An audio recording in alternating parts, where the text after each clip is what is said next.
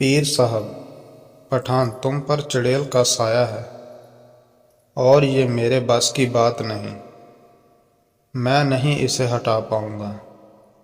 پٹھان ہنس ہنس کر بولا، میں ہٹا لوں گا، اور گھر چلا گیا۔ 3 دن کے بعد لوگ پیر صاحب کے پاس آئے اور انہیں پٹھان کے گھر لے گئے۔ پیر صاحب حیران و پریشان، چڑیل کی کمرے سے رونے اور چلانے کی آوازیں آ رہی تھیں۔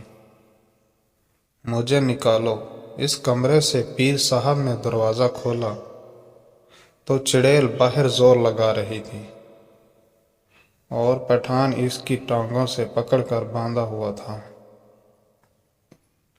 پیر صاحب نے چڑیل کو آزاد کرنے کے بعد پوچھا، کیا ہوا تمہارے ساتھ؟ چڑیل، یہ 3 دن سے نہ کھا رہا ہے نہ پی رہا ہے، صرف نسوار نسوار نسوار۔ میری طبیعت خراب کر دی ہے اس نے۔